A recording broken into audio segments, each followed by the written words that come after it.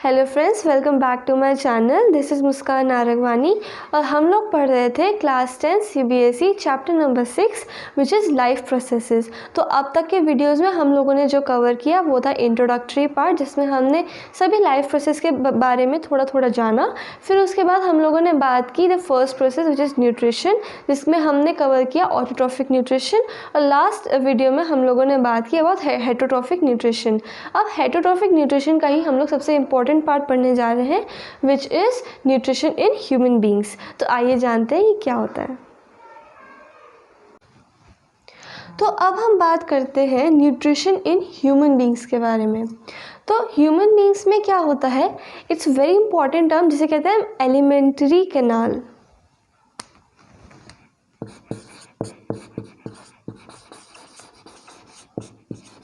ये जो alimentary canal है ये होता क्या है, it is a long tube जो that begins from the mouth till the anus. और ये लॉन्ग क्यों है, क्योंकि इसकी जो टोटल लेंथ होती है इट्स अराउंड 30 फीट, जो कि होता है around 6 which is actually 9 metre. But ये जो है ये अकॉर्डिंग टू पर्सन वेरी करते हैं, तो इसकी जो रेंज रखते हैं वो होती है 6 to 9 मीटर।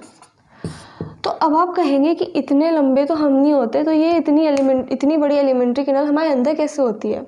तो क्या है, ये एलिमेंट्री कैनाल बहुत ज़्यादा कॉइल्ड होती है, मुड़ी हुई होती है, जिसकी वजह से इतनी 9 मीटर की एलिमेंट्री कैनाल अगर आप देखोगे तो एक एडल्ट ह्यूमन में प्रेजेंट होती है। तो it begins with the mouth and end with the anus and it is around 6 to 9 meter long। तो सबसे स्टार्टिंग जो इसका सबसे पहला पॉइंट होता है विच इज़ आवर माउथ। इसमें जो है जो बेसिकली जो मैं बोर्ड पे चीज़ें लिखूंगी आप बस उतना याद कर लेना, उससे आपको सारी चीज़ें याद आ जाएंगी। तो माउथ का जो मेन फंक्शन होता है वो होता है क्रशिंग, वेटिंग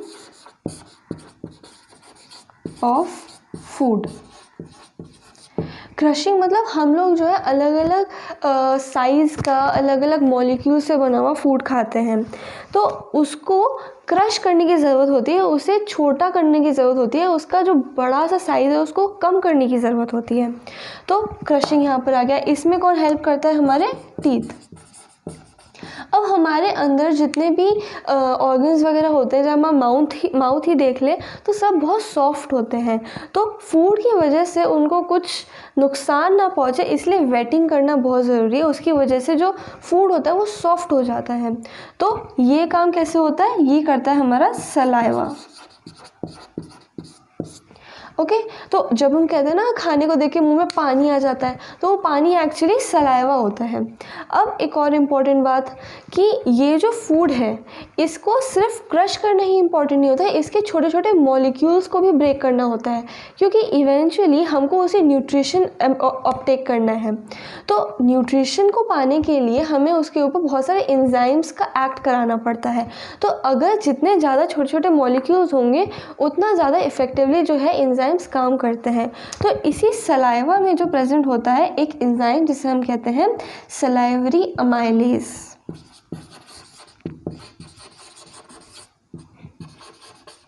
ये जो सलाइवरी अमाइलेज है it is responsible for the breakdown of carbohydrates. तो ये कार्बोहाइड्रेट्स को ब्रेक डाउन कर देता है ग्लूकोज के अंदर। ये सिर्फ स्टार्टिंग प्रोसेस है, कार्बोहाइड्रेट से ग्लूकोज एंड में जाके ही बनता है, ये यहाँ पर प्रोसेस को शुरू कर देता है। तो अगर देखा जाए तो हमारा डाइजेशन स्टमक से नहीं बल्कि माउथ से ही शुरू हो जाता है। जैसे ही आप फूड को इनटेक करते हो, उसको च्यू करते हो, उसमें सलाइवा जाता है, तो वहीं से जो है जो डाइजेशन का प्रोसेस है वो शुरू हो जाता है। तो इंजेक्शन के बाद जैसे हमने पहले ही पढ़ा आता है डाइजेशन, तो अब ये डाइजेशन की प्रक्रिया यहाँ पर शुरू हो गई है। तो अब इतना हो गया, अब उसको जो है हमारे ईसोफेगस, सेकंड जो आता है वो आता है oesophagus which is actually the food pipe. तो ईसोफेगस से अगर इसको नीचे लाना है तो इसको जो है एक कॉम्पैक्ट शेप देनी पड़ती है, एक राउंड जो है एक राउंड मास सर्कुलर मास तैयार करना पड़ता है जिसे हम कहते हैं बोलस। ये जो फूड जिसको हम लोग च्यू कर लेते हैं, क्रश कर लेते हैं, और फिर उसके बाद एक सर्कुलर सा मास तैयार होता है जो कि हमारे ईसोफेगस से जाता है स्टमक तक, उसे हम कहते हैं बोलस। और जब ये ईसोफेगस में होता है तो एक मूवमेंट होती है जिसे हम कहते हैं पेरिस्टालसिस। ये जो मूवमेंट होती है, ये जो होता है एक वेवी सा मूवमेंट होता है जिससे कि फूड जो है आसानी से नीचे चला जाता है। तो ये था ईसोफेगस। अब हम बात करेंगे स्टमक के बारे में। तो पेरिस्टाल्टिक मूवमेंट हुआ, पेरिस्टालसिस हुआ, और जो फूड है यानी कि जो बोलस है वो हमारे माउथ से ईसोफेगस के थ्रू पहुंच जाता है स्टमक में। अब स्टमक में क्या होता है बेसिकली, मेन डाइजेशन। जो स्टमक का मेन फंक्शन होता है इट इज़ डाइजेशन।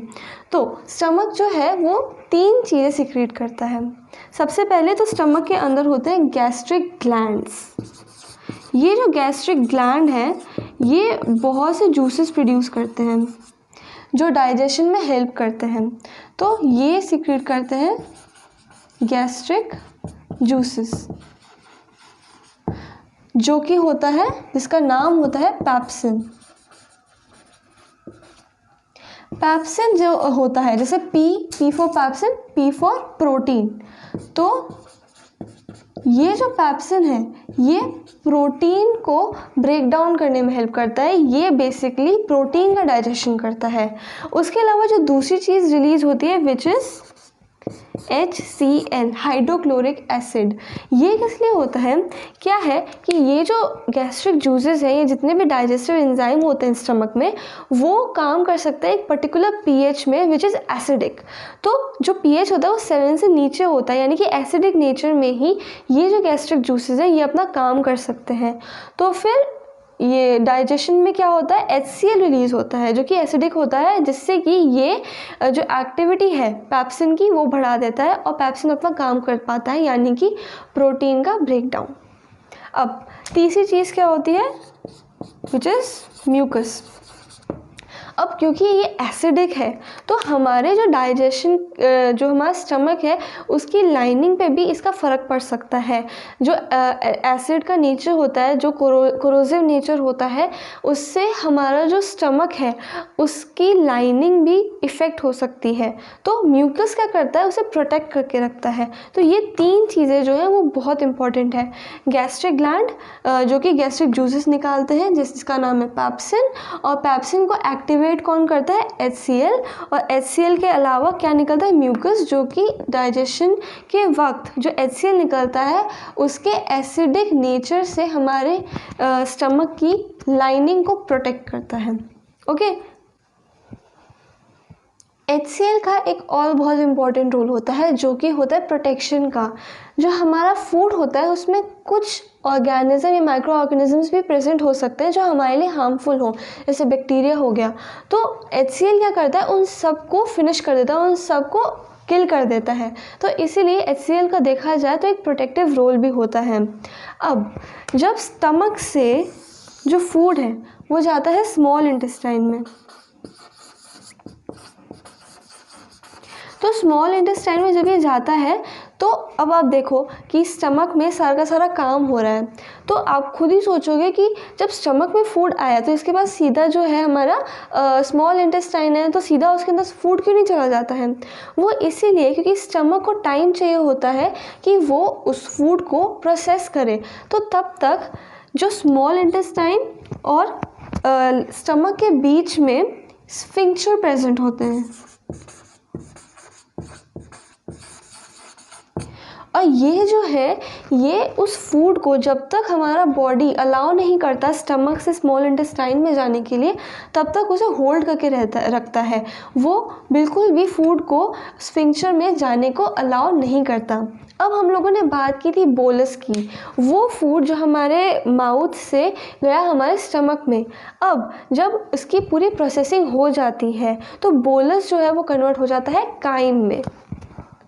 ये बस नया नाम है but it is very important जब हम टर्मिनोलॉजी की बात करते हैं। तो बोलस अब कन्वर्ट हो गया काइम में। अब ये काइम जाता है स्मॉल इंटेस्टाइन में। तो चलिए बात करते हैं स्मॉल इंटेस्टाइन के बारे में। तो स्मॉल इंटेस्टाइन के हमको समझ आ गया कि जो बोलस था जो माउथ से आया था हमारे स्टमक में, अब स्टमक में उसका प्रोसेसिंग हुआ और वहाँ पे जो बोलस है वो काइम में कन्वर्ट हो गया। अब काइम की अगर हम नेचर की बात करें तो वो एसिडिक है, तो वो याद रखिएगा, वो बाद में काम आएगा। तो अब स्मॉल इंटेस्टाइन जो है इसकी सबसे बड़ी स्पेशलिटी ये है that it is the most extensively coiled part of the alimentary canal.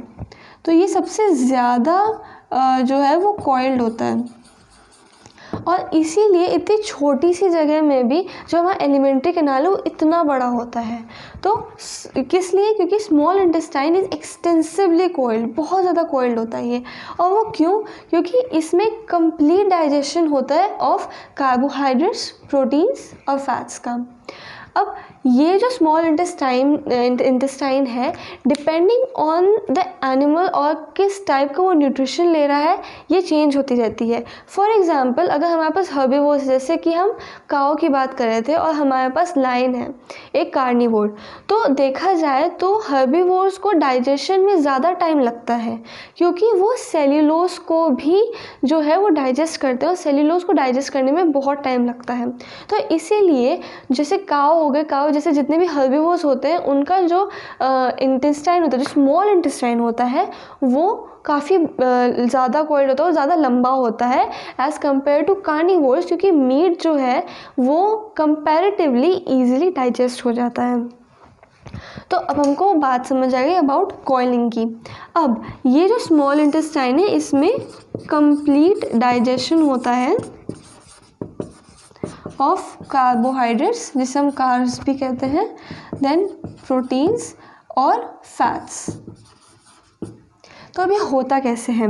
जैसे कि हमने कहा कि जो काइम आया है that is acidic in nature और जितने भी एंजाइम्स या फिर जूसेस स्मॉल इंटेस्टाइन में होते हैं they are basically alkaline medium में काम करने वाले होते हैं। तो अब ये तो प्रॉब्लम हो गई। तब क्या है, जो पैनक्रियाज होता है इसके बेसिकली एंजाइम्स जो हैं जिसका नाम है trypsin, and trypsin is responsible for digestion of proteins. लेकिन ये ट्रिप्सिन तब तक काम नहीं करेगा जब तक जो काइम है वो एसिडिक है नेचर में। तब क्या होता है, लिवर आता है। लिवर कहता है कि मैं तुम्हारे पास कुछ भेजता हूँ और ये बाइल भेजता है, ये बाइल भेजता है। और बाइल जूसेस का क्या काम होता है, ये रिस्पॉन्सिबल होता है सबसे पहला एल्कलाइन मीडियम बनाने के लिए। तो बाइल जूसेस आए, उन्होंने पूरे मीडियम को एल्कलाइन कर दिया। और दूसरा इसका सबसे इम्पोर्टेंट काम होता है फैट मॉलिक्यूल्स को ब्रेक डाउन करना, क्योंकि फैट मॉलिक्यूल्स अगर कंपैरेटिवली बात करी जाए प्रोटीन और कार्बोहाइड्रेट से तो फैट मॉलिक्यूल्स बहुत बड़े होते हैं और एंजाइम्स को इनके ऊपर काम करने के लिए बहुत सारा काम जो है इनको ब्रेक डाउन करना पड़ता है। तो इसीलिए बाइल जो है ये इन्हें छोटे छोटे पार्ट्स में, छोटे छोटे मॉलिक्यूल्स में ब्रेक डाउन कर लेता है जिससे कि एंजाइम इन पर बहुत एफिशिएंटली काम कर पाते हैं। अब ये दोनों हो गए। अब जो आते हैं इंटेस्टिनल जूसेस,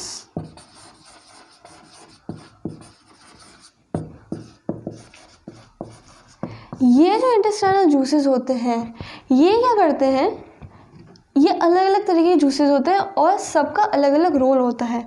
तो ये फैट्स को कन्वर्ट कर देते हैं इन ग्लिसरॉल एंड लिपिड्स, फिर ये प्रोटीन्स को कन्वर्ट कर देते हैं इन अमीनो एसिड्स और ये कार्बोहाइड्रेट्स को कन्वर्ट कर देते हैं ग्लूकोज में। तो जैसे कि आप देख रहे हैं कि intestinal juice finally fats, proteins और कार्ब्स को उनके सिंपलेस्ट फॉर्म में जो है वो कन्वर्ट कर देते हैं। तो अब हमारे पास सबसे सिंपल फॉर्म्स आ गए जिनको हमको एब्जॉर्ब करना होता है। अब एब्जॉर्ब करने के लिए इतनी बड़ी हमारे पास इंटेस्टाइन है which is highly coiled, but that is also not sufficient. तब क्या होता है, इंटेस्टाइन में ही बहुत छोटे छोटे स्ट्रक्चर्स प्रेजेंट होते हैं, फिंगर लाइक स्ट्रक्चर्स, जिन्हें हम कहते हैं विलाई। ये बहुत ही माइक्रोस्कोपिक होते हैं, नीचे में बहुत ही छोटे होते हैं, और इनकी वजह से ही जो है, जो स्मॉल इंटेस्टाइन है जो ऑलरेडी बहुत कॉइल्ड है, उसका सरफेस एरिया और भी ज़्यादा बढ़ जाता है। और जब ऐसा होता है तो ईज़िली जो फैट्स वगैरह हैं ये सब ईज़िली इसमें एब्जॉर्ब हो जाते हैं। वो कैसे? क्योंकि इन विलाई के अंदर होते हैं ब्लड वेसल्स। तो जो भी सिंपलेस्ट फॉर्म हमें मिला, तो ये जो विलाई है इनके अंदर होते हैं ब्लड वेसल्स, और ब्लड वेसल्स के थ्रू ही हमारे पूरा बॉडी इनसे कनेक्ट होता है। तो जैसे ही इनके पास सिंपलेस्ट फॉर्म आ गया, ठीक है, अब अमीनो एसिड आ गया हमारे पास, अब हमारे पास ग्लिसरॉल आ गया जिसको हमको यूज़ करना है, तो ये क्या होता है, ये विलाई इसे ब्लड वेसल्स के थ्रू पूरी बॉडी में भेज देते हैं। तो यहाँ पर हो जाता है एब्जॉर्प्शन। तो हम लोगों ने जैसे ही IDAAE के बारे में पढ़ा था, इंजेक्शन हमने देख लिया, डाइजेशन हमें पता चल गया, अब यहाँ पर हो गया एब्जॉर्प्शन। अब असिमिलेशन के लिए वो हमारा ब्लड का ट्रांसपोर्ट सिस्टम करेगा, वो हमारे पूरी बॉडी में जाएगा और जहाँ जहाँ भी इनकी ज़रूरत होगी वो देगा। अब ज़रूरत किस चीज़ के लिए? कहीं इंजरी हो गई है, यहाँ जहाँ पे नए टिश्यूज़ बनने हैं वहाँ पर ये है यूज़ करेगा। अब लास्ट पार्ट आता है इजेशन। तब बात करनी पड़ेगी हमें लार्ज इंटेस्टाइन के बारे में। अब बात कर लेते हैं सबसे आखिरी पार्ट के बारे में, which is the large intestine. तो हमने देखा कि इंजेशन हो गया, डाइजेशन की बात कर ली, फिर उसके बाद एब्जॉर्प्शन की बात भी कर ली, एसिमिलेशन की बात भी हो गई। अब बात आती है इजेशन की। तो लार्ज इंटेस्टाइन जो है, जितना भी अनडाइजेस्टेड फूड होता है ये सारा जाता है लार्ज इंटेस्टाइन में, और लार्ज इंटेस्टाइन के एंड में जो होती है एनस, जहाँ से इजेशन फाइनली होता है। तो इसको जो रेगुलेट करता है दैट इज़ अगेन स्फिंक्टर। यहाँ पर भी एक स्फिंक्टर होता है जो इसको रेगुलेट करता है जब तक फूड इसमें जाके स्टोर ना हो जाए। इसमें कुछ टाइम के लिए फूड स्टोर होता है, फिर उसके बाद लार्ज इंटेस्टाइन में जो एंड में एनस होती है, फिर वहाँ से इजेशन हो जाता है। अब लार्ज इंटेस्टाइन का एक और बहुत इम्पॉर्टेंट जो है फंक्शन होता है, वो होता है एब्जॉर्प्शन ऑफ वाटर।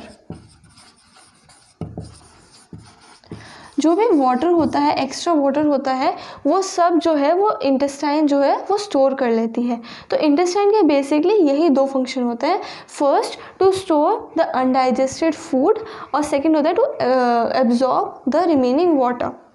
तो ये बेसिकली इसके दो फंक्शन होते हैं।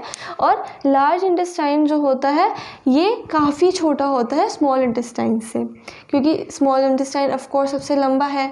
तो ये बात आ गई लार्ज इंटेस्टाइन की। So this was about today's video. अगर आपको ये वीडियो अच्छी लगे तो लाइक करें, अपने दोस्तों में शेयर करें, मेरे चैनल को सब्सक्राइब करें और बेल आइकन ज़रूर प्रेस करें मेरे लेटेस्ट वीडियो की नोटिफिकेशन पाने के लिए। कमेंट करके मुझे बताएं मेरा वीडियो आपको कैसा लगा, और अगर आपको कोई भी डाउट है तो आप पूछ सकते हैं, मैं बिल्कुल वहाँ पर आंसर करूँगी। अब मिलेंगे नेक्स्ट वीडियो में जहाँ पर हम बात करेंगे रेस्पिरेशन के बारे में। तो till then stay safe and keep learning.